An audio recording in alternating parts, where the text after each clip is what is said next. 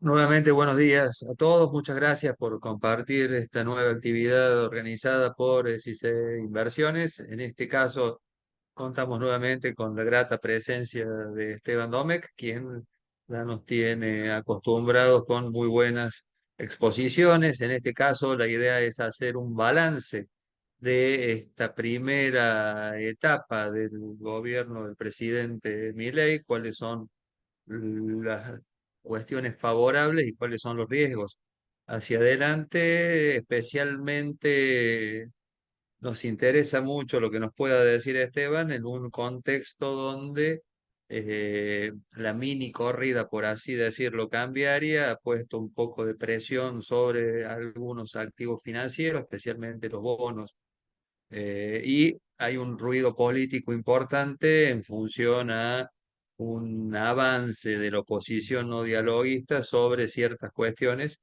que veremos la pericia del gobierno para resolver. Así que adelante, Esteban, muchas gracias por participar. Bueno, muchas gracias, Saúl, por la invitación. Voy a compartir la pantalla.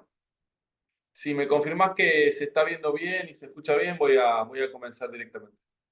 Sí, se ve bien y se escucha bien, Esteban, dale nomás. Bueno, buen día a todos. Gracias nuevamente por la invitación. La idea, como decía Saúl, es hacer un balance de estos 6 primeros meses de gobierno, marcando un poco los avances en términos de cómo viene ejecutándose el programa económico, algunos interrogantes que están dando vueltas y cuáles son, creo yo, los principales desafíos que tenemos en estos próximos meses, en la cual claramente, tal cual también decía Saúl, hemos ingresado tal vez en una especie de principio de turbulencia en el mes de mayo. Entonces hay muchas incógnitas en torno a eso respecto a cómo pueden evolucionar las principales variables, sobre todo el frente cambiario financiero. La presentación la voy a separar en función de tres ejes. Primero quiero recordar un poco el mapeo de escenario que habíamos hecho a finales del año pasado y principios de este año, los tres escenarios, y poner sobre la mesa cómo creemos nosotros que se están moviendo las probabilidades de ocurrencia de estos tres escenarios que habíamos seteado hace un par de meses atrás, y evaluar en ese sentido qué está haciendo el equipo económico, qué está haciendo el gobierno y cómo avanza la ejecución del programa. Y eso es lo que en definitiva también está alterando la probabilidad de ocurrencia de estos distintos escenarios. En el frente monetario, cambiario, financiero, tema 2, vamos a analizar cómo avanza el tema cambiario y el intento de estabilización, qué está pasando con la inflación de alta frecuencia, con la corrección o sinceramiento de precios relativos y si efectivamente la inflación va a terminar de converger a números bien bajos como necesita el programa. Y en el tercer eje, lo que vamos a ver es la economía real, cómo están los distintos sectores económicos, cómo está el mercado laboral, cómo está el ingreso, cómo están los componentes de la demanda, cómo está la imagen del gobierno, la confianza del consumidor. Y quiero hacer un comentario ahí respecto a qué está pasando con los mercados para cerrar la presentación.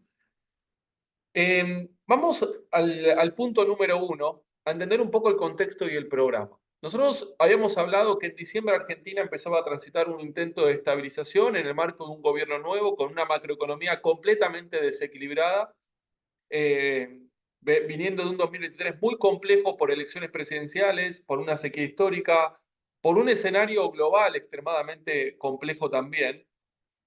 Y habíamos apuntalado tres escenarios cuando intentamos mapear este intento de estabilización y qué probabilidad de ocurrencia tenía.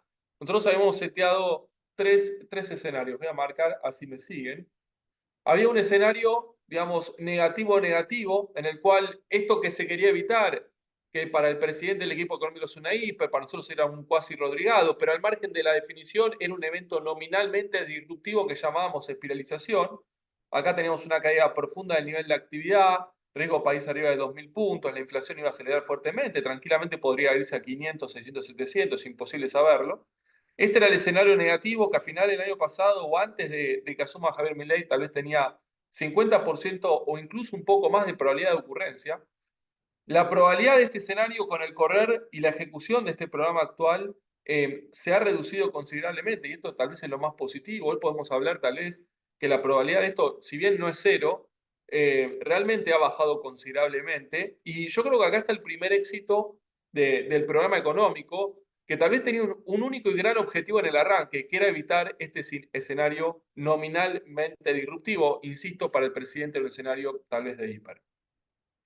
Del otro lado, un programa bien calibrado, que genere confianza, con respaldo y tolerancia social, estaba el escenario de estabilización exitosa, en la cual acá tenemos una economía que transita una V corta con una salida rápida de todo el proceso de estabilización, o sea, de toda la fase recesiva del ciclo de estabilización, con un riesgo país comprimiendo fuerte, perforando los 1000 puntos rápidamente, la inflación bajando rápidamente también.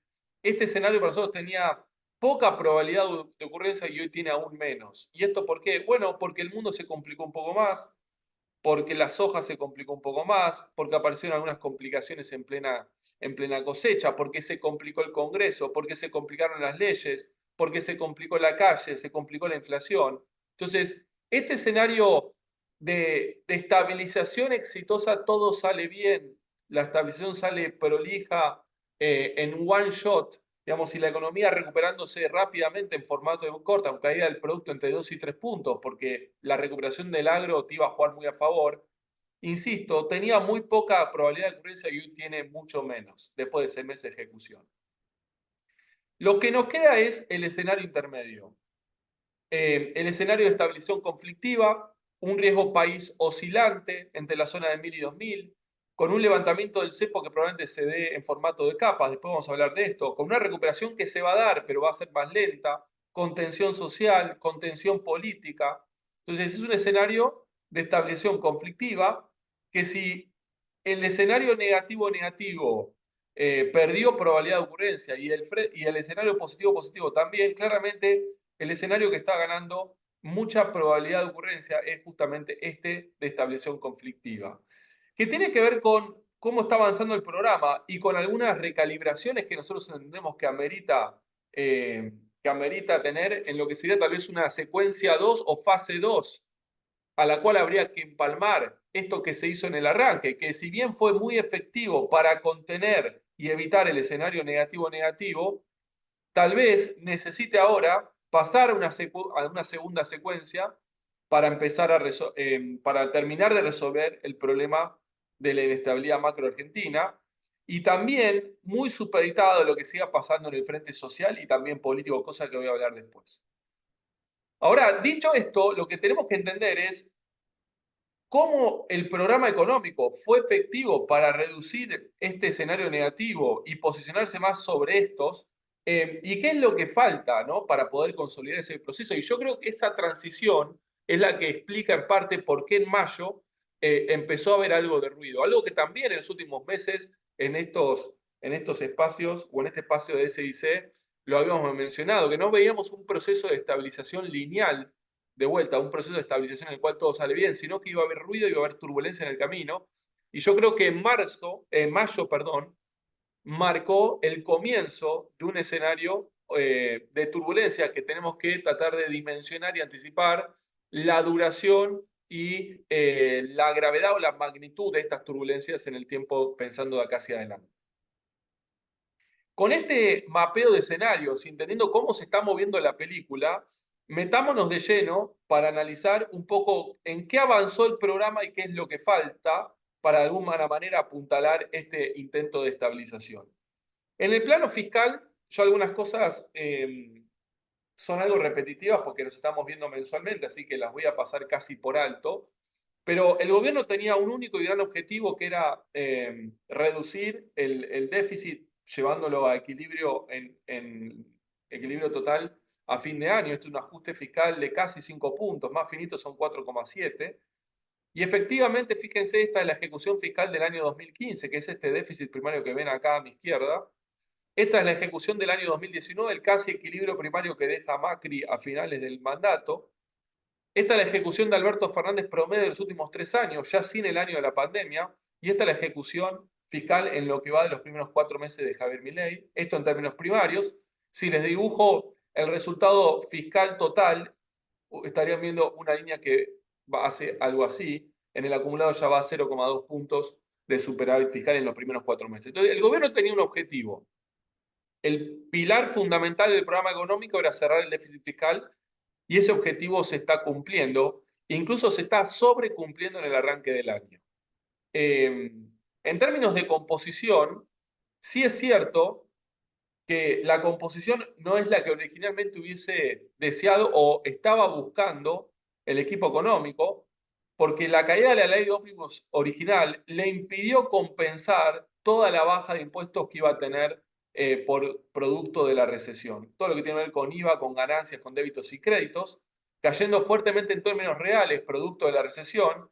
Gobierno nacional compensando, sobre todo derecho de exportación e impuesto país, gran parte de esa caída, pero fíjense que en el acumulado de 4 meses, ahora les voy a mostrar también mayor recaudación que salió ayer, pero en el acumulado efectivamente los ingresos reales están cayendo 5,2%. La estrategia fiscal original para cerrar este déficit fiscal implicaba que el 40% del ajuste fiscal iba a recaer sobre el ingreso, o sea, esto implicaba mayor recaudación por el lado de impuestos, el 60% por la vía de reducción de gastos. Hoy todo el esfuerzo fiscal e incluso un poco más está recayendo por el lado del gasto. Y por eso el programa está siendo mucho más contractivo de lo que se pensaba en el arranque. Y esto obviamente tiene que ver con el tema de la ley ómnibus, que en definitiva tiene que ver con el tema político. En términos de aporte al ajuste fiscal, obra pública cayendo 84% real explica el 23% del ahorro. Es esta parte verde que ven acá, es un cuarto del ahorro fiscal viene por el lado de la parálisis de la obra pública.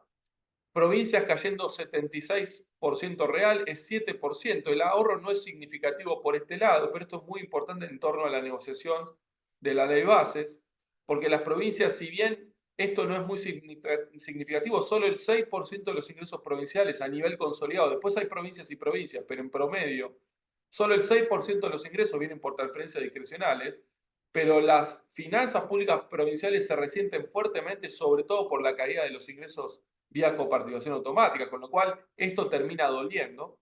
Y acá está un poco de vuelta la discusión y el debate político.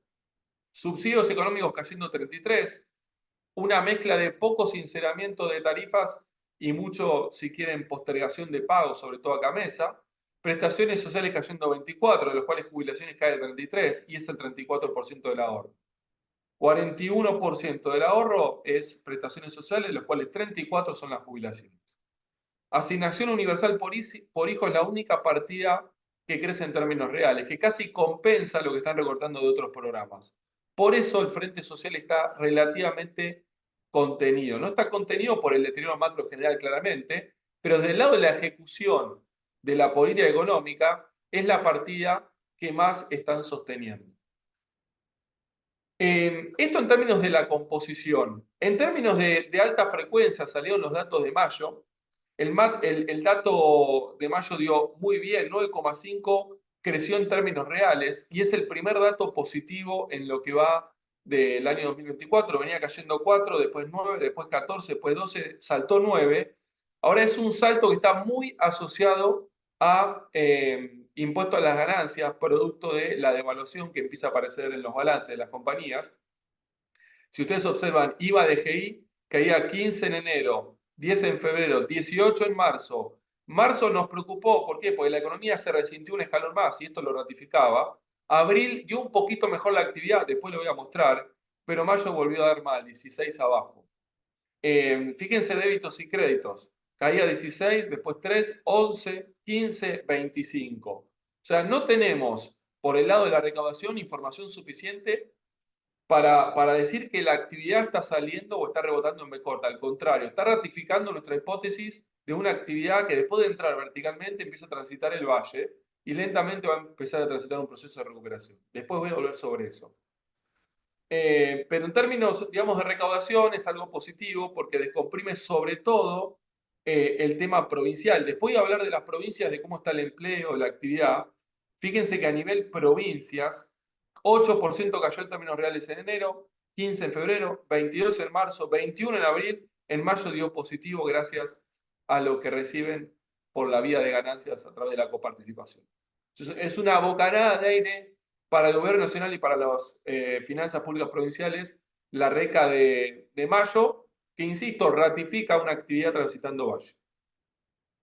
En el frente monetario. Y acá tenemos que ir al frente monetario cambiario, que en definitiva es el pilar 2 del programa económico. Acá está el pilar 1, es la política fiscal. El segundo elemento del programa es el saneamiento del balance del Banco Central, que tiene que ver con la reducción de pesos en el pasivo del Banco Central y la recomposición de activos dólares por el otro lado. Fíjense lo que pasó acá.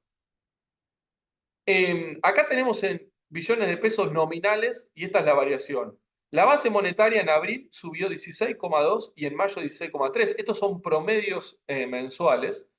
Y acá tenemos una caída fuerte de los pasivos remunerados en el último mes, que tiene que ver con la estrategia de empezar a migrar los pases a los títulos del Tesoro por parte de los bancos para desarmar la famosa bola del ELIX o la famosa bola de pases ahora, que son los pasivos remunerados, que efectivamente miren cómo terminan cayendo en el último mes. Ahora, no obstante esto, con un proxy de inflación de 6,5, todavía no está el dato oficial de inflación, pero vamos a suponer 6,5 de inflación en el mes de mayo. Fíjense en términos reales lo que está pasando. 13% caían los pasivos monetarios del Banco Central en diciembre, 6% en enero, 9 en febrero cayeron más, solo 4 en marzo, en abril dio 1 y ahora cayeron 9% fuerte por producto de esta estrategia. Ahora, miren el crédito, caía 15, cayó 1, cayó 4, apenas 0 y dio positivo 4%. O sea, el programa ahora empieza desde el punto de vista monetario, estuvo bastante contractivo por el lado de lo que es creación primaria, y esto es expansión primaria de dinero, si quieren, desde el lado de la base y la ingeniería que hicieron todos los pasivos remunerados, pero estuvo muy expansivo en términos del crédito. Entonces, ¿qué pasa con la cantidad de dinero en la economía? Billetes y monedas, depósitos a la vista, depósitos a plazo, el M3 total, sector público más privado. Fíjense, el crecimiento en abril fue 9,2 nominal y en mayo fue 10,6. Si compensamos con la inflación y lo vemos en términos reales, caía 13% en diciembre, cayó 1,8 en enero, en febrero 5,4, en marzo ya cayó poco, 2, en abril ya dio positivo y en mayo ya dio 4% positivo. Y esto da cuenta, digamos, que la economía empieza a sentir que empieza a tener un poco más de dinero, fogoneado sobre todo por el estímulo del crédito en los últimos 2 meses, que creció 8,1, 10,5. Entonces, la economía empieza a sentir o empieza a encontrarse con algo más de pesos en un contexto donde la estrategia de licuación, y eso es lo que se ve acá, empieza a perder efectividad y es lo que lleva al Banco Central a acelerar fuertemente la baja en las tasas de interés, tal vez en un formato incluso apresurado, todo en un contexto además donde hay más ruido político por la postergación de la aprobación de la ley bases, además de que está siendo desguazada semana a semana. Entonces, esta combinación de elementos dejaron, creo yo, el caldo de cultivo ideal para un dólar que estaba anestesiado, estaba durmiendo la siesta, para que empiece a picar en punta, cosa que vamos a ver después. Pero esto es un poco lo que está pasando en el trasfondo monetario. La estrategia de saneamiento del balance del Banco Central, que tiene de un lado la reducción del exceso de peso de la economía, empieza a perder efectividad a medida que la estabilización avanza, y esto apresuró la baja de tasas. En el mientras tanto, el crédito empieza a jugar monetariamente expansivo. ¿Qué está pasando por el lado del activo del Banco Central? Bueno, el Banco Central siguió de compras. Terminó 2.500 millones de compras, ya supera ampliamente los 17.000 millones de dólares, compró 59 en lo que va del mes, con lo cual hay buenas noticias por este lado. Es cierto que 11.000, que es lo que terminó acumulando reservas, es prácticamente idéntico a lo que se difirió de importaciones. Ahora, si de un lado se reducen los pasivos monetarios del Banco Central, base más pasivo remunerado, del otro lado se recomponen las reservas, fíjense la relación reservas brutas y netas contra pasivos estrictamente monetarios. Este es todo el deterioro de la hoja de balance del Banco Central entre el 2009 hasta el 2015.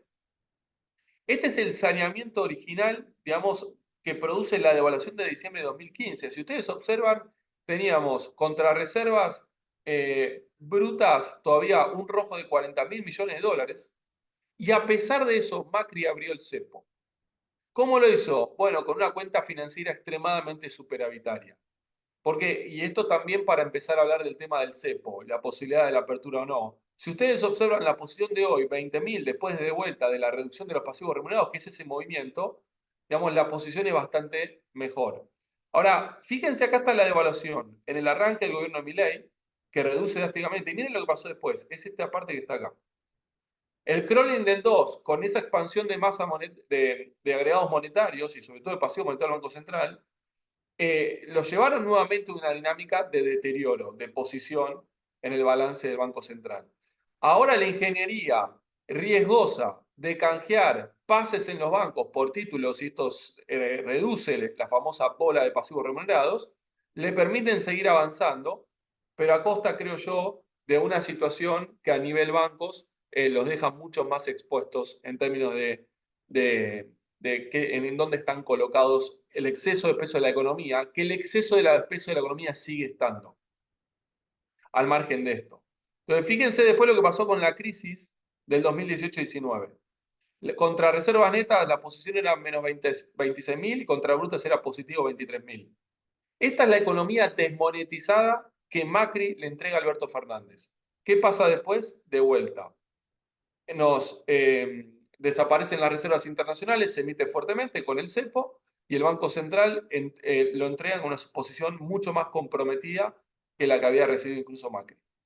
Entonces, por este lado, tenemos un proceso de saneamiento. Fíjense que la devaluación hizo gran parte del trabajo. A partir de entonces empieza a deteriorarse nuevamente la posición, y esto es por el descalce en la carrera nominal, crawling versus tasa y expansión de pasivos monetarios. Ahora la reducción de los pasivos resuelve, o por lo menos vuelve a mejorar en parte, pero todavía el partido está abierto y todavía en términos de cantidad de dinero, que como les mencioné recién, empieza a expandirse en términos reales, la situación sigue muy compleja en términos de abrir el cepo cambiario.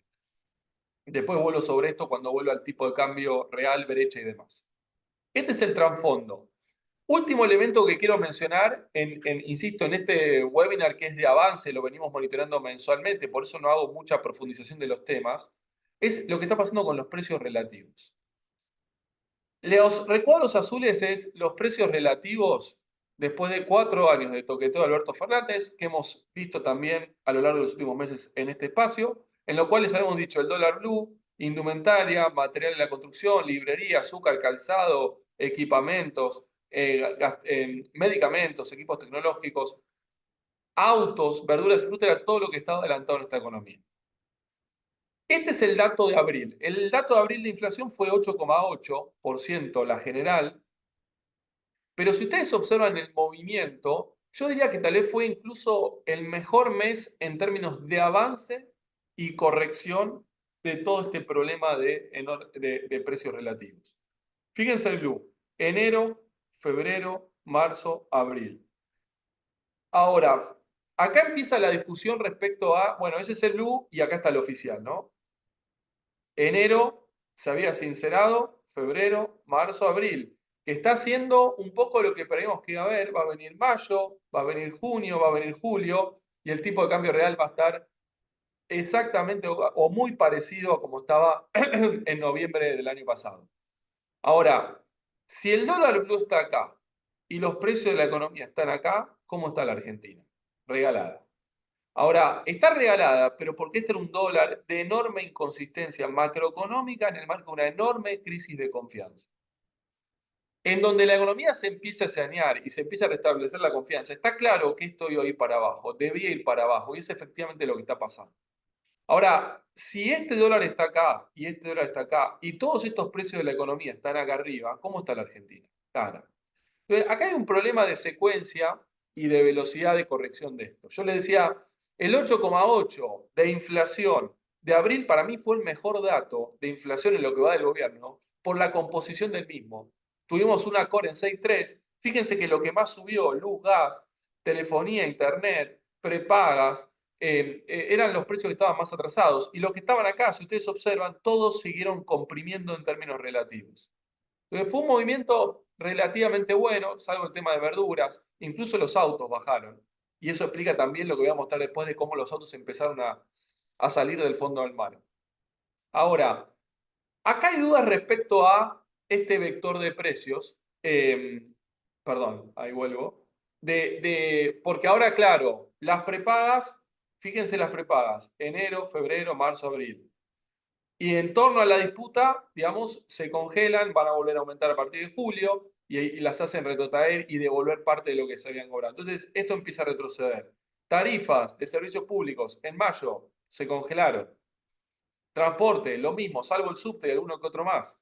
Entonces, empezamos a ver ahora que con el objetivo de seguir avanzando fuertemente en la reducción de la inflación, digamos, empieza a quedar algunos componentes, algunos precios relativos en una posición bastante desfavorable en términos de la inflación futura. Y sobre todo, las grandes incógnitas empiezan a estar en torno al esquema cambiario. Porque esto claramente, esto es abril, pero en mayo ya se tensionó y en mayo, cuando veamos mayo, vamos a ver qué hace este movimiento. Y esto obviamente, sobre todo por el blend exportador, empieza a ponerle presión al proceso inflacionario.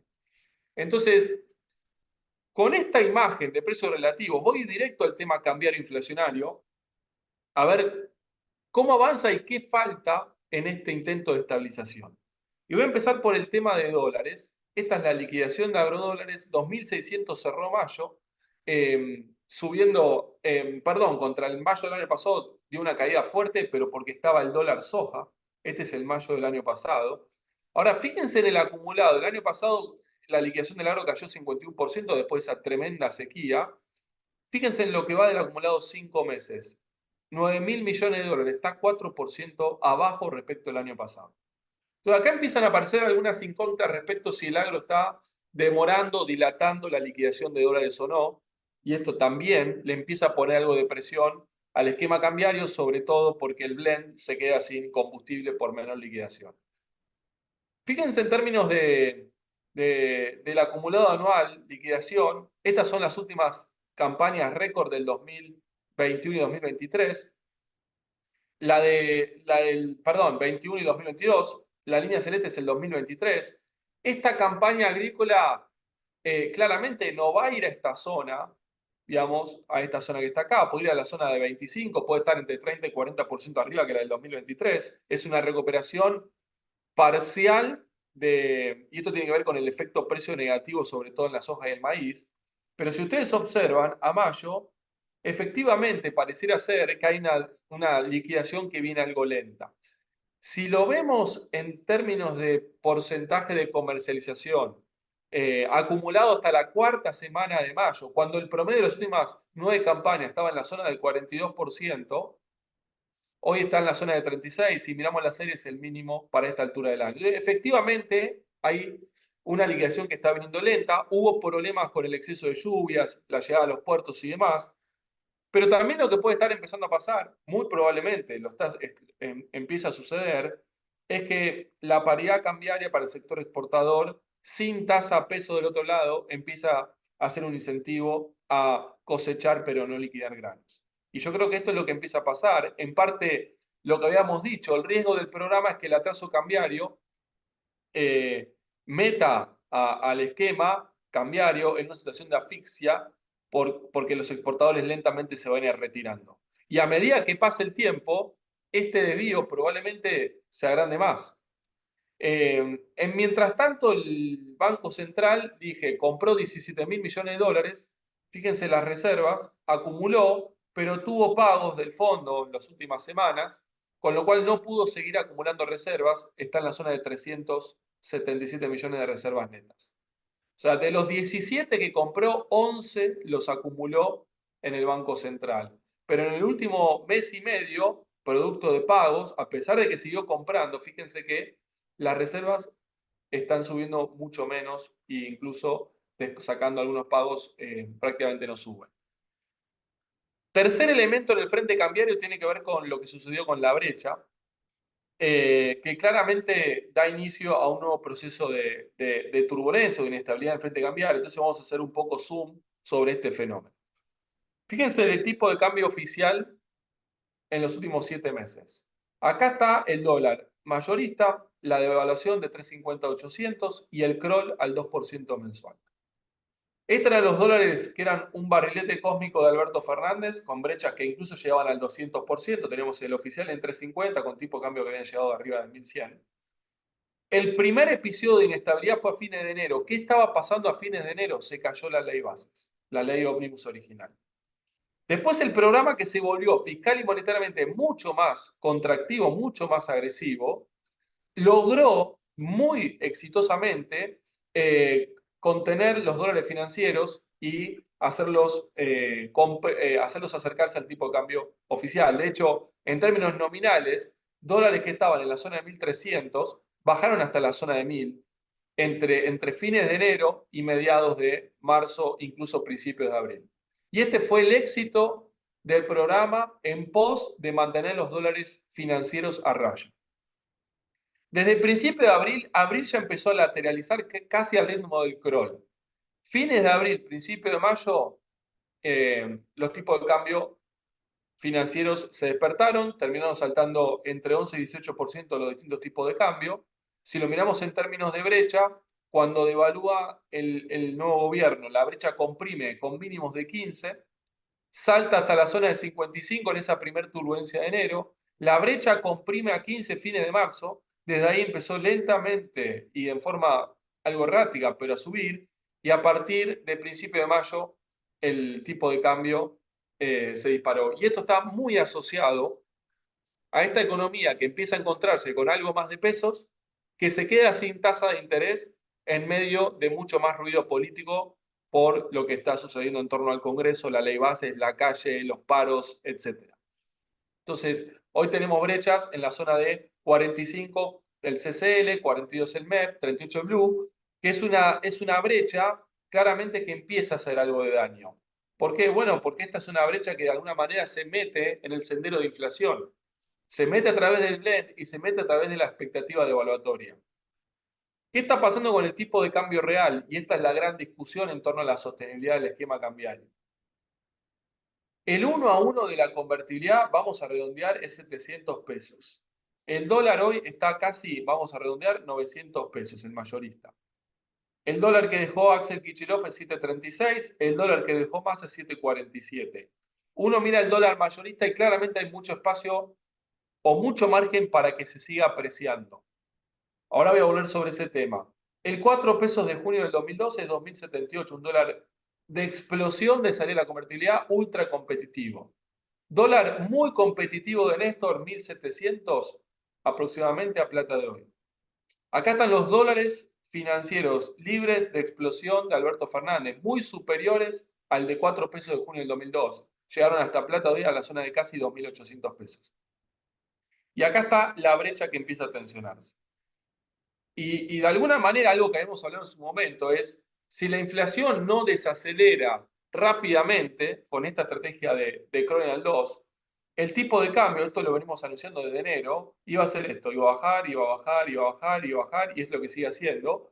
Y en los próximos 2 o 3 meses va a seguir comprimiendo. En 2 o 3 meses, como le decía antes, ya vamos a estar prácticamente en el tipo de cambio de noviembre, y en un par de meses más podemos incluso ya estar en el tipo de cambio de convertibilidad.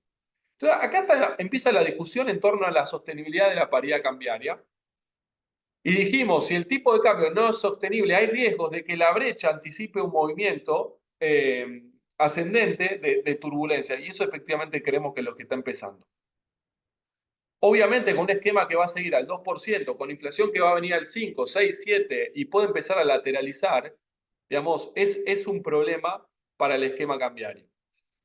Cuando uno piensa la idea económica general, los lineamientos, la programación y a dónde va este esquema económico en términos generales, claramente uno podría decir, bueno, el tipo de cambio se va a seguir apreciando y puede ser de alguna manera sostenible, siempre y cuando vos logres avanzar en todo eso que querés hacer, en estabilizar la economía, en restablecer los principales equilibrios y fundamentos macro y sobre todo en atravesar todo un set de reformas estructurales muy profundas. Cosa que eso no está sucediendo. Y nosotros creemos que ahí hay un tema que tiene que ver con la secuencia. Argentina hoy se está encareciendo a una velocidad muy, muy marcada por la apreciación cambiaria, que, insisto, puede tener su sustento y sus fundamentos en una mirada de mediano a largo plazo, pero no tal vez en términos de recorrido. y menos si el esquema cambiario empieza a sentir más tensión en los dólares financieros con una brecha que empieza a alejarse. Entonces, acá claramente las alternativas son pocas. Alternativa 1 es sostener el esquema, y esto lo que trae aparejado es riesgo de mayor o tal vez de una recuperación muy perezosa o muy lenta. Hay riesgo de L con una variable de ajuste que va a ser el desempleo. Ese es un riesgo. La alternativa 2 que proponían algunos, acelerar el crawling, no tiene ningún tipo de sentido con este programa porque no termina de estabilizar y no te sale, no te saca el esquema de esta situación de asfixia. Alternativa 3 es riesgosa, es hacer un salto correctivo del tipo de cambio levantando controles bien avanzado o habiendo avanzado significativamente en el frente fiscal, en el frente monetario, en el frente cambiario, en el balance del Banco Central, etcétera, este movimiento quirúrgico tal vez podría tener poco traslado a precios y terminar de anclar y bajar rápidamente después la inflación después del movimiento, con lo cual el tipo de cambio podría hacer algo así y hacer algo así. Y ahí tendría tal vez un poco más de sentido hasta que uno después avanza con las reformas y después continúa un sendero de apreciación. Entonces, acá yo creo que es parte también, así como en el frente monetario y en el balance del Banco Central hay que seguir trabajando, yo creo que en el frente cambiario también hay que seguir trabajando. Parte de las dudas están en torno a esto. Habrá que ver, digamos, qué opción elige el equipo económico. Y esto entendemos nosotros que debería ser la fase 2 o la secuencia 2 del programa de estabilización. Y esto básicamente porque la inflación en el corto plazo, si bien en el mediano y largo plazo es un fenómeno estrictamente fiscal monetario, en el corto plazo es un fenómeno mucho más complejo. Fíjense la trayectoria de inflación. Voy a directamente, esto es la película de los últimos años, pero voy directamente a las proyecciones. Acá lo que tenemos es la inflación post salto de evaluatorio de masa y la de post salto de evaluatorio de diciembre. Y esto que les muestro acá es la expectativa inflacionaria, cómo va corriendo en el tiempo. Este es el REM de julio, que claramente, ¿qué no preveía el REM? El salto de evaluatorio de masa del 30%. Después, ahí el REM lo captura. Empieza ya a barajar la hipótesis de corrección cambiaria a final del año y qué inflación iba a dejar eso, subestimando fuerte el proceso. Viene septiembre, octubre, noviembre. Acá estaba en la zona de 18. Fíjense que a principios de diciembre, la expectativa inflacionaria de diciembre era todavía menos de 20%. El mercado, solo después de ver la magnitud de la corrección cambiaria, cuando el mercado esperaba un tipo de cambio que iba a la zona de 600, se va a 800, fíjense que exagera, pero quedó bastante en línea. Y después sí queda desfasado en términos de la velocidad a la cual iba a bajar. Pero no es un desfasaje, digamos, divergente, es un desfasaje que más o menos mantuvo el desvío estándar a lo largo de esos próximos meses. ¿Qué pasó después? Enero, febrero, marzo, abril, mayo. Fíjense que mayo prácticamente ya quedó empalmada la trayectoria. En términos del consenso de analistas, cuando sale a principios de mayo, la inflación de abril marcó 9 y el dato oficial fue 8,8. Próximos 90 días, inflación 20%, 22%, tasa 7,7, crawling del 6. Y este es el problema. Próximos 90 días, inflación de 44, tasa del 16, crawling del 12. Incluso si el mercado estuviese sobreestimando el sendero de inflación, acá la inflación podría ser 15 o 17. Sigue quedando muy desacoplado de la trayectoria cambiaria. Y este es el encarecimiento de la Argentina que tal vez no sea sostenible y amerite algún tipo de retoque. Ahora, esta perspectiva inflacionaria, que incluso, insisto, tal vez viene un poquito más por debajo, habrá que ver, obviamente no tiene implícito un sinceramiento o una fase 2 del programa económico que amerite retocar. Entonces, no, podría darse el caso que esto haga así y termine bajando. Y obviamente, en ese caso, la inflación incluso va a ser superior a esta que está acá en este escenario base según consenso de analistas. Inflación de alta frecuencia, alimentos y bebidas. Acá está el fogonazo inflacionario de diciembre. Esta es la inflación precorrección cambiaria, sube, baja. Esto es lo que nosotros medimos del lado de la consultora semanalmente. Fíjense acá cómo se plancha, el gobierno abre las importaciones, llama a las empresas de consumo masivo y con eso logra romper la inercia y lo lleva a este cajón. Ahora, de alguna manera, ya empieza a flotar. El mes pasado nos dio alimentos en la zona de 5,5, bastante parecido al mes anterior. Si miramos la núcleo, eh, acá está el fogonazo, en rojo está el dato oficial del INDEC, 28,5, 19, 12, 9, 6.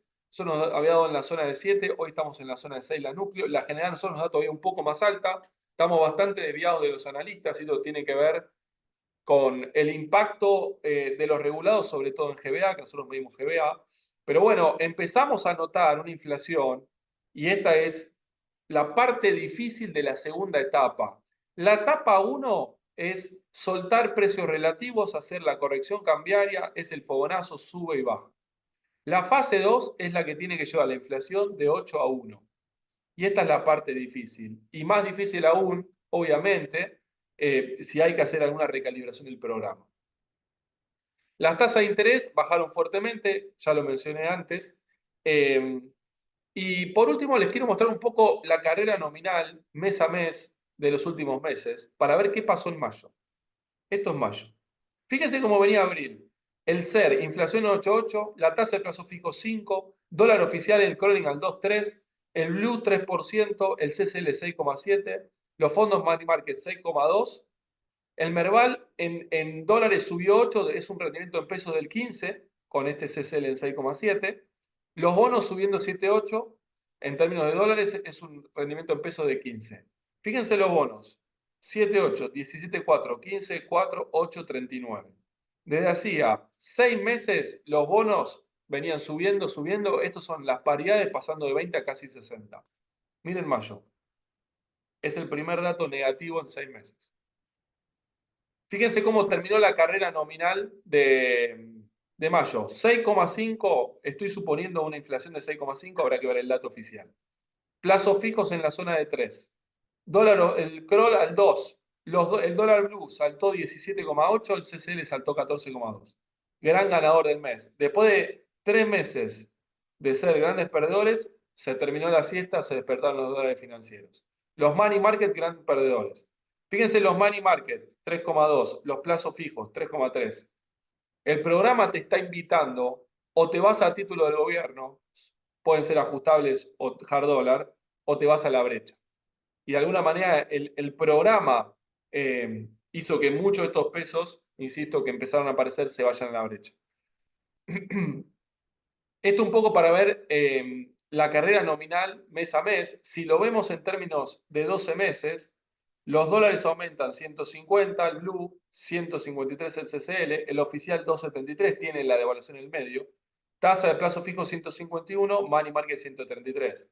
Lo que está claro es que los plazos fijos y los money market, con esta dinámica y con esta estrategia, están directamente en la licuadora. Entonces la pregunta es, bueno, si hoy la tasa de retorno en pesos, sacando el tema de la curva del gobierno nacional de las LECAPs, que están en la zona de 4, tampoco están mucho más arriba, pero no tienen ningún tipo de atractivo, la pregunta es, bueno, los pesos, ¿a dónde se van a ir? Y ahí es donde estamos viendo que si bien macroeconómicamente no hay fundamentos para que la brecha se tensione mucho más por lo que están haciendo en el plano fiscal y monetario, sí algo más de presión van a tener. E insisto, esto lo hemos dicho hace 2, 3 meses atrás, si yo vuelo para atrás, este programa necesita una brecha baja por el blend y por el diferimiento de pago de importaciones y la expectativa obligatoria en el medio.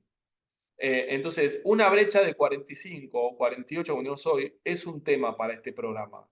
No lo era para el programa de Alberto Fernández, que podía tolerar una brecha mucho más alta. Para este sí. Entonces, acá habrá que ver con esta reducción tan drástica de tasas, si la expectativa inflacionaria empieza a estar en la zona de 5 o 6 y no converge, probablemente la brecha se siga alimentando. Tema 3. Vamos a hablar de actividad, sectores y demás. ¿Qué está pasando? Les mencioné al principio, fíjense, marzo cayó 1,4 mes contra mes. ¿Qué es eso? Esto que están viendo acá. Febrero había planchado Cuando nosotros 2 meses atrás les mostré los datos de alta frecuencia de marzo, les dije dio feo. Y efectivamente el dato del EMAE ratifica que marzo dio una caída muy importante, 8,4 interanual, el acumulado 5,3, cayó 1,4 mensual, después de un febrero que había planchado. Esta es la película desde la salida de la pandemia, acá la crisis de Guzmán, el programa de Alberto se queda sin nafta y empieza la economía bajonera, cae, sube, cae, sube, cae, cae. Hoy ya tenemos que hablar de que la economía está claramente en recesión técnica, con una caída desde noviembre hasta acá muy, muy violenta, una especie de pozo de aire en la cual se mete mientras empieza a transitar el intento de estabilización. Tema 1. Tema 2, tal cual también lo venimos mencionando del año pasado, lo paradójico de esta situación es que conviven sectores muy contractivos con sectores expansivos. Al margen de los servicios, que están todos entre 0,08 y 1,6 arriba, salud, educación, etc. Fíjense que todo lo que está ligado al sector externo, tal cual lo hemos mencionado, el agro con la contrasequía 11,2 arriba, pesca 4,7 arriba, minería, petróleo, gas 8,1 arriba, está todo expansivo. Estos ya son datos oficiales al primer trimestre. ¿Dónde está la recesión? Principalmente en la construcción, es el sector más afectado junto con línea blanca, y después industria y comercio. ¿Esto qué es? Es el mercado interno. El tridente del mercado interno que se resiente mientras se avanza con la estabilización. ¿Dónde estamos hoy? Cerrando mayo, nosotros estamos viendo un abril-mayo que plancha y está lateralizando. No tenemos indicios de inicio de una B corta, pero tampoco tenemos indicios de que la economía se siga resintiendo. Estamos viendo una economía transitando el valle. Este es el segundo trimestre que estamos transitando. Era un poco la hipótesis que barajábamos. Después lo que va a estar en duda es la velocidad a la cual se recompone en la situación. Y esto más o menos sigue ratificando nuestra hipótesis de no salida en B corta, sino salida en formato de U abierta. Si miramos los distintos sectores económicos con un poquito más de profundidad, esta es la película del 2023, que ya la he repetido, pero quiero mostrar a alta frecuencia, con un montón de actividades, llegada de turistas, todo esto que les muestro acá es actividad. A marzo, 22% arriba, están muy preocupados en el sector por la apreciación cambiaria.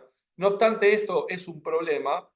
La llegada de turistas internacionales sigue creciendo contra el año pasado y venía de crecer 62, o sea, la verdad que sigue expansivo. Mercado inmobiliario está cada vez más firme, 21% arriba, creció 32 en abril. Ocupación hotelera no residencial, 13% arriba. Minería, 9% arriba. Agro, 11 arriba. Petróleo, 8 arriba. Pesca, 5 arriba. Gas, 3 arriba. Mercado externo, expansivo. Ratifica la hipótesis de que Argentina no tenía una crisis de actividad sistémica. El problema lo tiene el mercado interno, estrictamente el mercado interno, afectado por el intento de estabilización. Índice construye a 33 abajo, producción de autos menos 22, patentamiento de autos menos 22, pero fíjense que mayo dio 13 de caída, o sea, están morigerando la caída, después voy a volver sobre esto. Shoppings menos 17, venta minorista de cambio menos 13, patentamiento de moto menos 16, crédito menos 14, supermercado menos 11. Todo el mercado interno afectado por esta situación. La discusión en torno a la B corta o la U. Si bien todavía no cargamos los datos de mayo, tenemos 2 o 3 datos, fíjense marzo versus abril, para ratificar la hipótesis de Valle, aunque para los durables, abril y mayo fueron buenos meses y ahí está el efecto crédito y financiamiento. Fíjense, despacho de cemento, caía 42, cayó 35, mejoró 4,4. O sea, abril un poquito mejor que marzo. Índice construya, despacho de materiales, caía 40, cayó 33, 6,4 arriba, también mejor.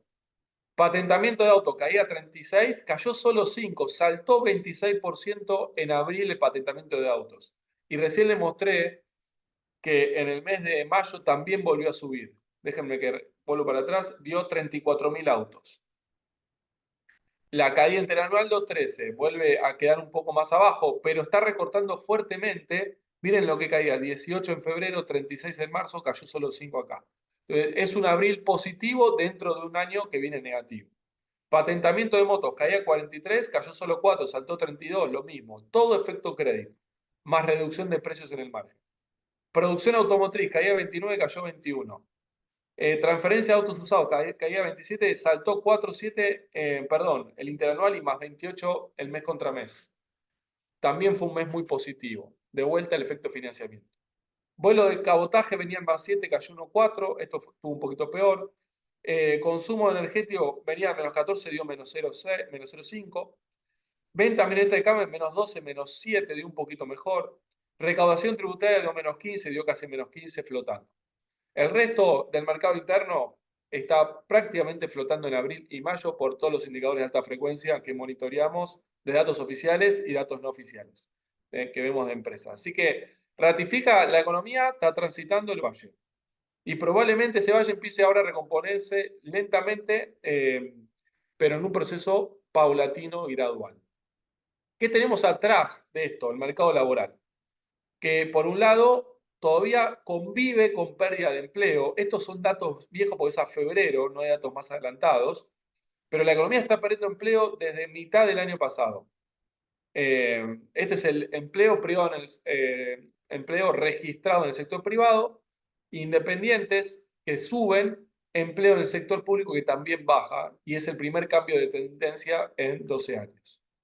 Ahora, esta pérdida de empleo en el sector registrado privado convive obviamente con la pérdida del empleo no registrado. Entonces, el desempleo en la zona del 5,7% va a estar creciendo. Nosotros estimamos que por lo menos hasta todo este segundo trimestre y tal vez parte del tercero. Entonces, tenemos un deterioro acá en el mercado laboral y esto es producto de la economía que no sale en B corta.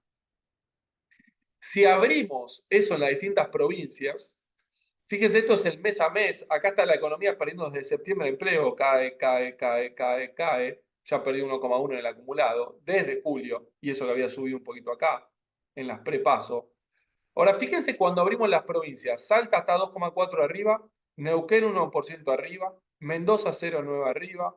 Chubut apenas 0,3 abajo. Cava 0,1 arriba. Santa Cruz apenas 0,5. Nosotros habíamos hablado a finales del año pasado, principio de este año, que la economía, sectorialmente hablando, iba a ir quebrada. El mercado externo expansivo, el mercado interno contractivo. Argentina no tiene un 2000 y no decíamos, no tenía un 2001 por delante. Fíjense el mercado laboral, estos están expansivos en esta provincia, pero miren Formosa, 14 abajo. La Rioja, 8,1 abajo. Santiago del Estero, 7,3 abajo. San Luis, San Juan, Misiones, Chaco. ¿Qué es todo esto? El norte grande. Las provincias más volcadas al sector público claramente son las más afectadas. Y las provincias más volcadas al mercado externo son las que de alguna manera están transitando esto sin mayores inconvenientes en este plano. La heterogeneidad sectorial se ve reflejada también en heterogeneidad regional y provincial, y esto también impacta en las finanzas públicas, donde hay provincias mucho más comprometidas, y acá se ve el problema claramente de La Rioja.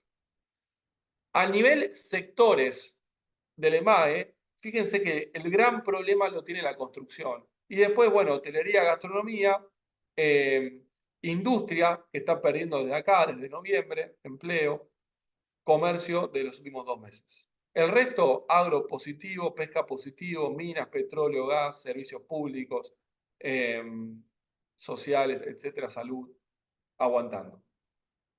Ratifica la hipótesis de vuelta de una economía que se resiente en términos de actividad por el intento de estabilización, pero que no está en una crisis sistémica de actividad.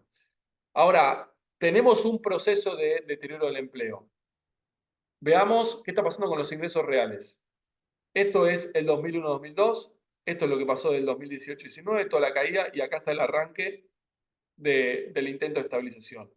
Miren el CIPA en noviembre, cayó 5,8, perdón, el RIPTE, en diciembre 13,7, enero 4,9, febrero 1,6. Caída acumulada 23%, es este flechazo que ven acá. Marzo positivo. Ahora miren el CIPA, que incluye componentes no remunerativos. Cae 2,7 en noviembre y diciembre cae 11. ¿Por qué es importante? Porque en contexto de alta inflación, con paritarias cerradas, gran parte de los aumentos vienen en conceptos no remunerativos y además que el CIPA, el RIPTE solo trabajadores estables, tiene más de un año de antigüedad, captura todos los empleos nuevos que vienen con el sueldo nuevo o el salario nuevo. Fíjense, enero positivo, febrero positivo, marzo positivo. ¿Qué es eso? Esto de acá. Este es el puntal de la recuperación y esto tiene que seguir haciendo esto. ¿Para qué? Para que la rueda de consumo, hoy afectada por la caída fuerte de los ingresos, salarios, jubilación, etcétera, más la pérdida de empleo, empiece a convivir un proceso de recuperación marginal de los ingresos con algo de pérdida de empleo, pero deja de tirar para atrás y empieza lentamente a tirar para adelante. Y por eso la salida no es de B corta, pero es salida al fin. Fíjense la confianza del consumidor, que está muy alineada con esto. Esto lo he mostrado, solo voy a mostrar lo que pasó en los últimos meses. Febrero, esto claramente, el bolsillo de la gente está mal. La gente está en una situación muy delicada en términos de ingresos. Pero febrero dio 1,2 positivo, marzo 1,8 positivo, abril 1,3 positivo y miren mayo, dio 3,1 positivo, miren la cuña. O sea, esto da cuenta de la desaceleración de la inflación y de la recomposición en el margen y paulatina de los ingresos. Y se ve reflejado acá. Están en situaciones todavía negativas o muy delicadas, pero recomponiéndose paulatinamente. Y miren la confianza del gobierno, que habíamos dicho, probablemente la luna de miel se empieza a terminar. Fíjense, enero cayó 8,7, febrero 1,4, marzo 0,5, pero abril había caído 4,4, es esa caída que se ve ahí. Pero miren mayo, dio positivo, después de 4 meses en rojo. Entonces, el gobierno de Milei, que arranca con una imagen muy elevada y se resiente en el arranque, mientras empieza todo el intento de estabilización, había acelerado la caída en abril, en mayo, y esto tal vez está bastante asociado con un poco la recomposición de los ingresos y también con el cambio en la estrategia de política económica de empezar a suavizar, relajar el ajuste y suavizar algunos y postergar algunos ajustes. Bueno, terminó dando un dato positivo en mayo. Y esto, de alguna manera, ratifica un poco la economía transitando valle y empezando a un proceso gradual y paulatino de recuperación.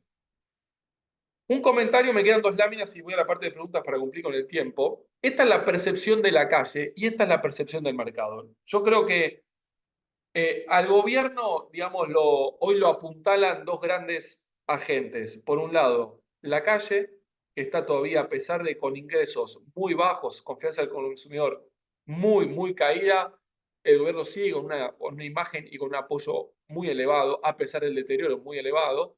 Y del otro lado, el mercado. Estos son los promedios de los globales y duales. Esta es la crisis de Guzmán, empoderamiento de masa, crisis de masa, volatilidad en torno a las elecciones y toda la recuperación de Milei. El mercado, obviamente, a medida que iba viendo los avances en el programa económico, sobre todo en el frente fiscal, empezó a crecer fuertemente. Ahora, nosotros vimos que en abril y sobre todo mayo, el frente cambiario se tensionó. Y el mercado empezó a ver la misma película. Si ustedes observan desde acá, el mercado está en una especie de modo pausa, a la espera de nuevas señales. Encontró un techo en la zona de 60 en términos de paridad de los principales bonos, y sobre esa resistencia empezó de alguna manera a dudar y entró también en esta zona de turbulencia. El riesgo país, que venía comprimiendo desde 2.800, se fue hasta 1.150, rebotó a 1.400, bajó a 1.300. Ayer tuvimos un día muy negativo en los mercados. De vuelta, las dudas en torno a la política, a la calle, etcétera, yo creo que se empieza a manifestar también ahora en el frente financiero y ahí están los mercados. Que de alguna manera ratifican que esta segunda parte del intento de estabilización, algunos me preguntan, Esteban, la primera parte es más difícil que la segunda. No, tienen distintos tipos de dificultad. Las dos son complejas. La primera parte es abrir la olla, destapar la olla, soltar el fogonazo y contenerlo y comprimir. Y eso de alguna manera se logró. Yo digo, si este puente en búsqueda de la estabilidad que empezamos a transitar en diciembre, que iba a durar 2, 3 trimestres mínimo, ya hemos ingresado en la segunda etapa de este proceso. Estamos en el segundo tiempo. El primer tiempo se ganó 1-0. ¿Se podría haber perdido 3-0? Se ganó 1-0. ¿Hubo juego bonito? No. ¿El programa está óptimamente calibrado? No. ¿Políticamente se le dio el sustento? No. ¿El mundo ayudó? No. Pero se ganó 1-0. Se evitó la hiper, se evitó un Cuasi Rodríguez, etc. Se evitó, o sea, se logró el objetivo. Había un solo objetivo en el arranque: evitar un evento nominalmente disruptivo en la Argentina. Y se logró. Ahora, eso tenía cierta dificultad. Esta segunda parte tiene otra dificultad, que es que tu programa esté bien calibrado, que la calle aguante, que políticamente le puedas dar soporte a todo este proceso para terminar de estabilizar la economía, que implica ahora llevar la inflación del 8 al 1% mensual o menos. Y esto tiene algunas otras complicaciones. Y yo creo que de alguna manera las turbulencias que empezamos a vivir dan cuenta de estas complicaciones. Entonces, para cerrar, quiero compartir una mirada de largo plazo del riesgo país, el Merval en dólares deflactados por inflación norteamericana, para ver un poco qué está pasando con el view general. Pues si decimos, bueno, al gobierno lo sostiene la calle y los mercados, ¿dónde están los mercados hoy y qué puede pasar hacia adelante? Fíjense en la combinación riesgo país y Merval en dólares de Néstor. El Merval entre la zona de 700 y 1100 dólares a dólar constante de dólares de mayo de 2024.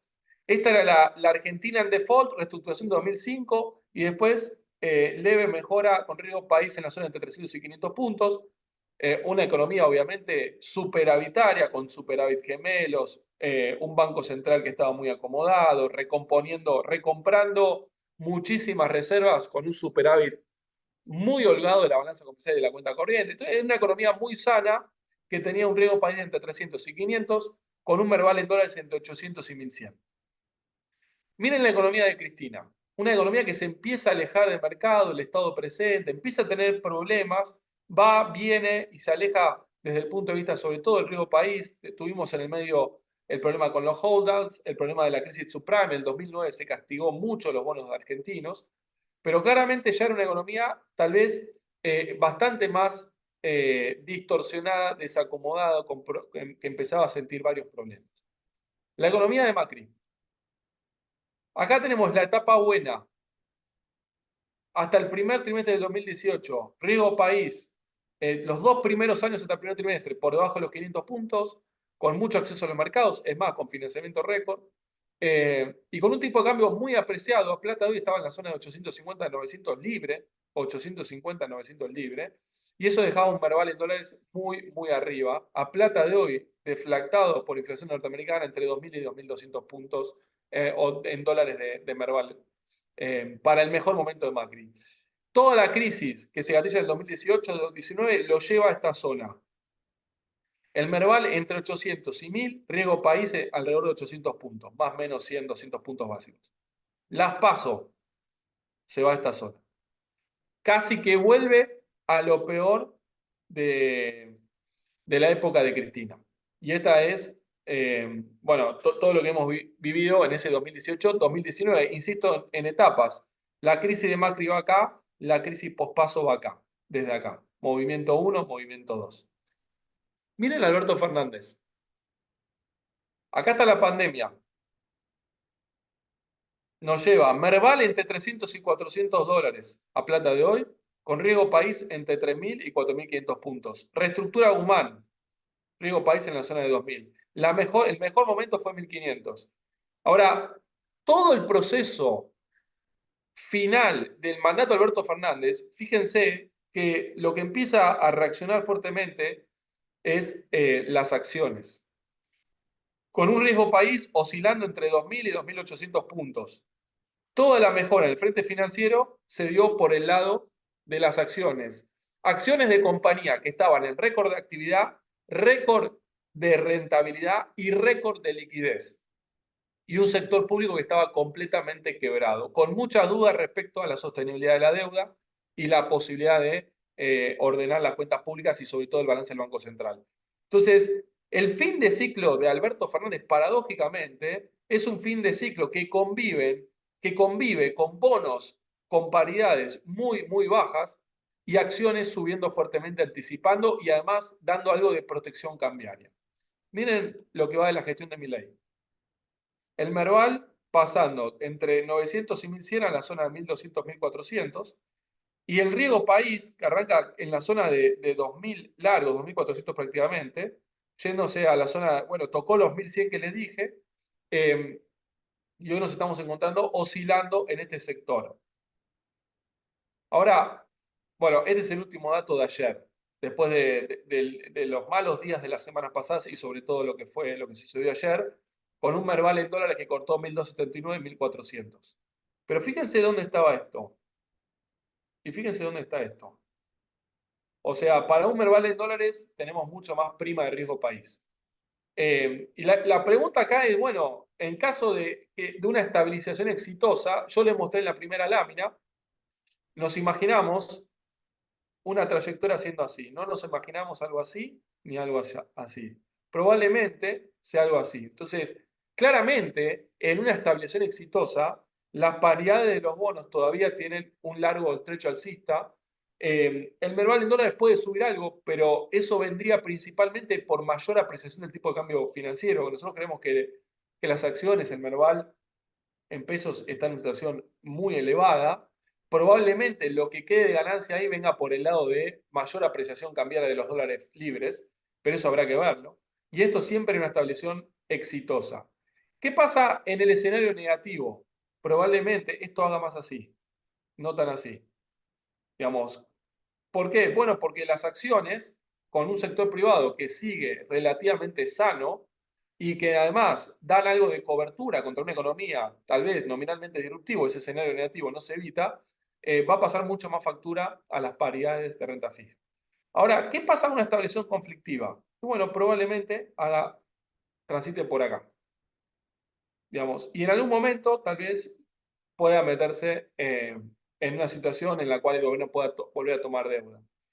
Pero de alguna manera, los tres escenarios con los cuales empecé la charla, el escenario espiralización, que era el negativo, el mercado ratifica la hipótesis de que eso quedó atrás. O por lo menos la probabilidad de ese evento se redujo considerablemente en estos primeros 6 meses. Y eso es positivo.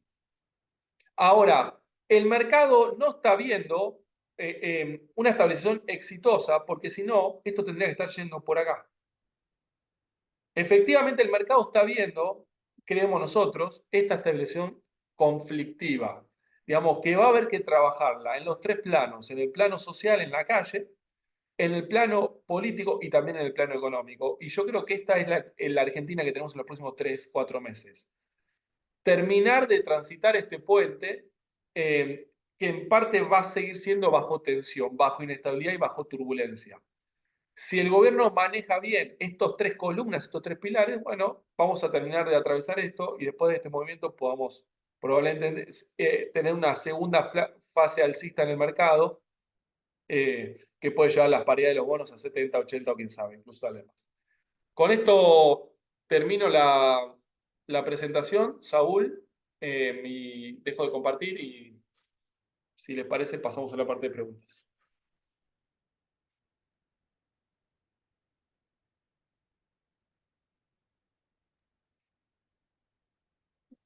Muchas gracias, Esteban. Eh, una presentación muy completa y que claramente ha dejado muchos puntos interesantes para el análisis. Eh, Te llevo primero al tema de la brecha y al tema del mercado cambiario. Vos bien explicaste hoy que por qué se llega a una brecha del 50 y cuáles son las eh, cuestiones negativas de un programa que no resiste una brecha superior, como era el programa del gobierno anterior, que tenía algunas inconsistencias mucho más importantes. ¿Cómo crees que va a seguir la brecha en los próximos meses de turbulencia?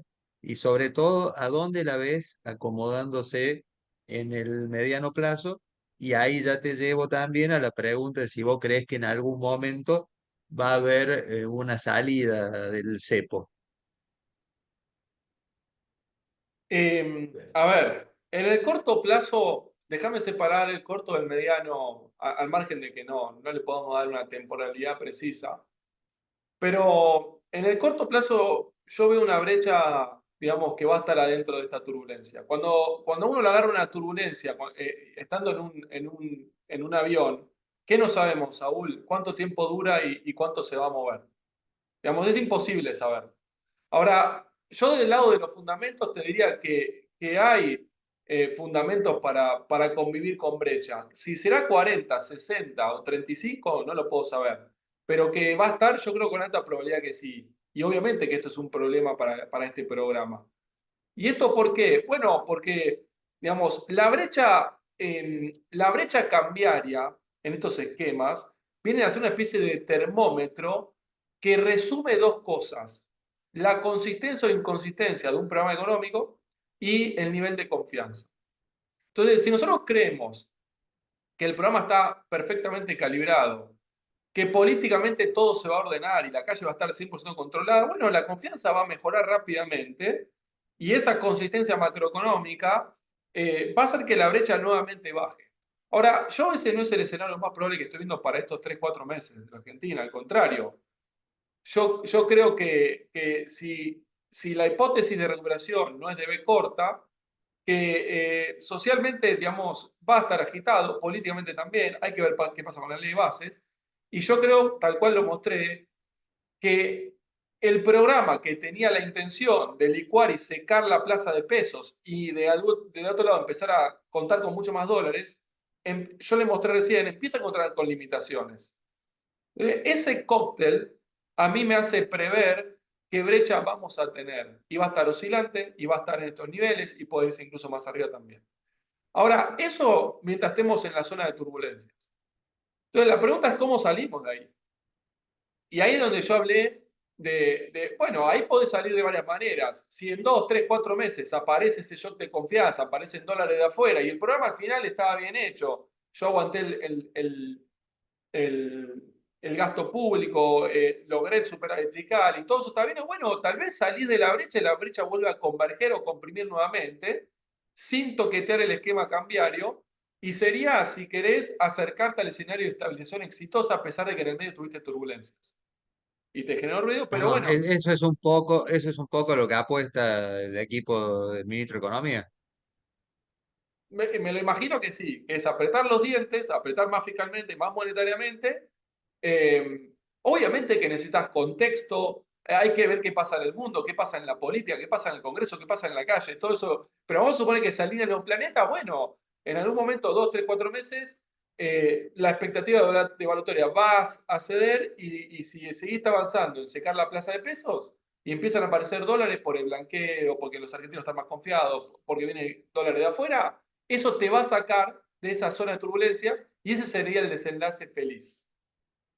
Ahora, hay una segunda posibilidad que es, bueno, no puedo sacar al programa de esta zona de turbulencias y tengo que ir a una fase 2 y tengo que ir a hacer alguna corrección del esquema cambiario.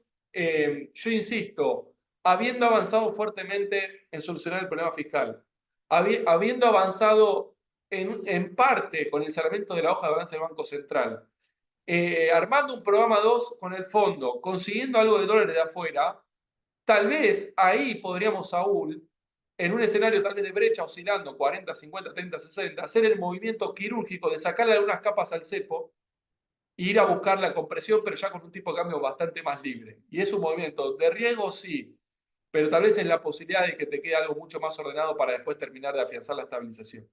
Entonces, ahí tenés un segundo desenlace, que en algún momento venga la fase 2 de este programa, la secuencia 2.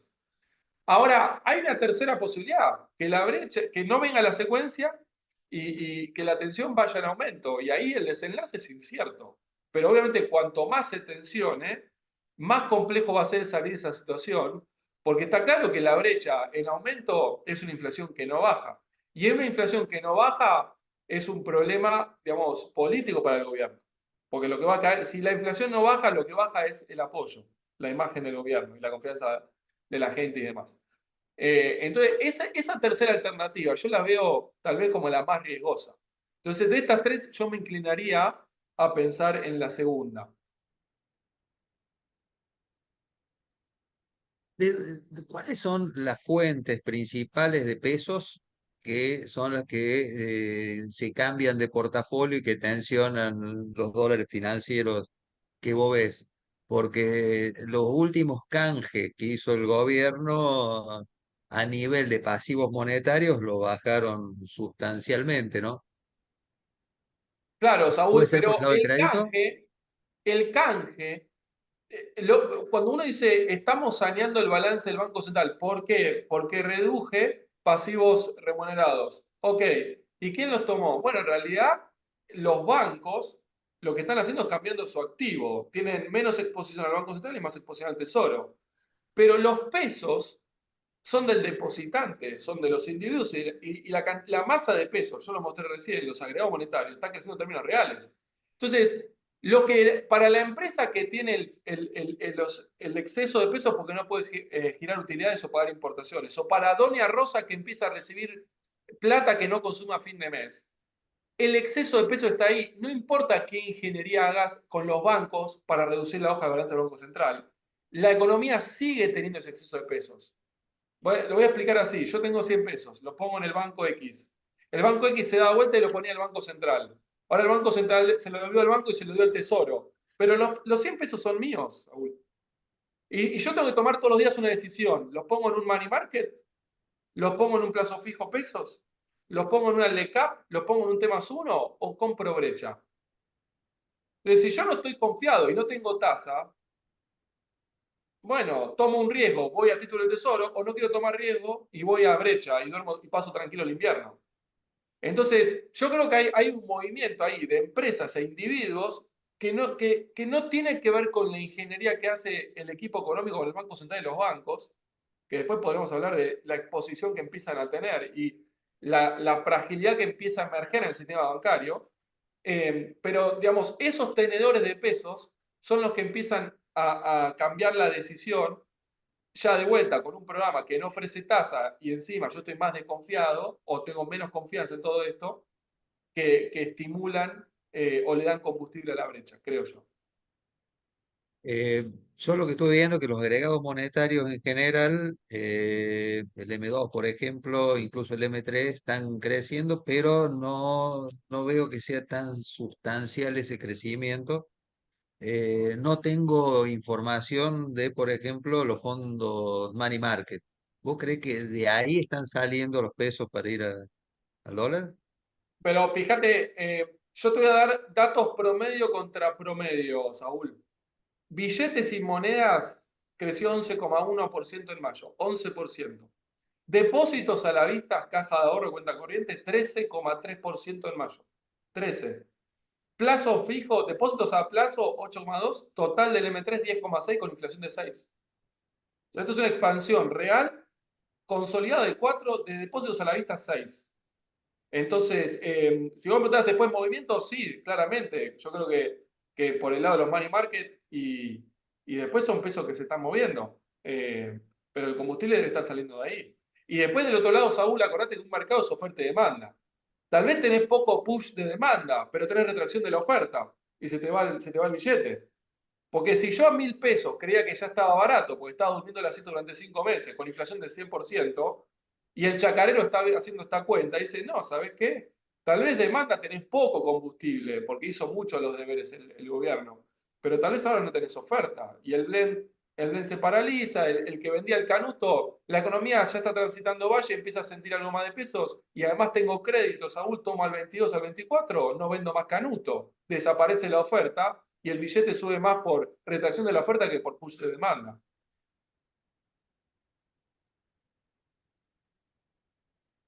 Ok. Una de las alternativas que por ahí se habla en algunos medios periodísticos y demás es la de, porque recordemos que también contra las compras de dólares que hace el Banco Central, contra eso emite pesos, que uno piensa que es demanda genuina de pesos y demás, pero por ahí no queda tan claro, ¿no? Por ahí gente del agro que no necesariamente quiere vender dólares, pero está obligado por la norma. ¿Vos ves alguna flexibilización que se pueda hacer en ese tema? ¿Y si eso ayudaría? Eh, Es decir, correr los plazos de liquidación. Si es 30 días, pasarlo a 60, digo, por ejemplo. bueno, pasa que en el corto plazo eso te va a complicar más. Te va a complicar, o sea, no vas a crecer en reservas, sí, estamos de acuerdo. pero va a tener menos peso. Digo, por este punto en particular, ¿no? Sí, yo comparto con lo que vos decís. Hablar de expansión de la demanda de pesos en un contexto de cepo, ¿eso es una demanda artificial o genuina? Entonces, si vos me estás obligando a deshacerme de los dólares, que en realidad yo no quiero tus pesos al 2% mensual con inflación de 5 o 7. Eh, entonces, esa es una primera pregunta para mí muy válida. Y en un contexto de cepo, a mí no me consta. Si puede haber algún esquema de flexibilización por ese lado, yo lo que me imagino, de hecho ya empezó, es para evitar esa recalibración del esquema cambiario. Tal vez lo que veamos anticipadamente son algunas modificaciones que le den algún atractivo al que genera dólares para que lo liquide. Y esto lo hemos visto, Saúl, con la quita de impuesto país a herbicidas, por ejemplo. Entonces, yo creo que reducción de impuesto país a insumos importados de exportadores es una vía, modificación del blend exportador es otra vía, quita de retenciones transitorias es otra vía. En un intento de, bueno, yo transito los próximos 3 meses con estos parches hasta empalmar con esa secuencia 2, tal vez ya con otra entrada de dólares y evitar esa corrección que yo creo que tal vez hay que hacer al esquema cambiario. Eh, Digo, Podría ser. sin saber, perdón, sin saber lo que van a hacer, herramientas tienen para poder moderar este movimiento. Sí, sí, sí, sí. Y en Por es, eso, yo, no, claro, yo creo que herramientas, instrumentos digamos, elementos para de alguna manera ir piloteando la turbulencia tiene. y en ese contexto, con esta apreciación fuerte que ha tenido, fuerte y rápida, apreciación o recuperación, le pongamos el nombre del tipo de cambio, eh, es un momento donde sería una decisión de portafolio vender dólares para pasarse a pesos, seguir esperando una devaluación mayor de los financieros. ¿Cuál sería un poco un esquema financiero teniendo en cuenta los riesgos que eso involucra, ¿no? Mirá, en términos, digamos, generales, después el picking, ustedes son ahí los especialistas, pero si yo estoy en el margen, digamos, con muy poco nivel de confianza para con los próximos 3 4 meses, yo creo que esto es brecha. Eh, Ahora, si yo estoy confiado, yo creo que esto es inflación tramo medio, porque esta economía va a tener todavía más inflación que tal vez de la que creemos, hasta que se termine de estabilizar por ese movimiento 2 que te digo que yo creo que va a tener que venir. Entonces, yo creo que las estrategias van por esos dos lados, sabiendo que el tramo corto de la curva CER está con rendimientos muy negativos. Eh, para mí el 3 4% de la curva de tasa fija a peso no es atractiva. Eventualmente algo de T más uno no ajustable por inflación para tener liquidez de corto, pero no hay mucho margen de maniobra ahí, Saúl. ¿Qué es cierto? ¿Qué es cierto? Que los financieros ya saltaron. Entonces la pregunta es, che, ¿van a tener otro salto más? Y yo no lo veo tan claro que tengan otro más 15 en un mes, pero que vayan más 5 más 8 por mes, ahora sí, contra una tasa que está en la zona de 3 4%. Eh, y además dormir tranquilo. Sí, es Eso, eso, cierto, es- el eso es letal. argentino piensa normalmente. Y en este contexto, los activos Dollar Link que están bastante dejados de lado en los portafolios últimamente. Pueden tener un atractivo. Si se convalida la hipótesis de que la salida de esta situación es con un nuevo salto discreto, lentamente van a empezar a tener algún atractivo. Pero como dijimos recién, Saúl, como el gobierno tiene elementos para pilotearlo, tal vez en el corto plazo ni la curva de Rofex se mueva, ni los dólar link se muevan todavía.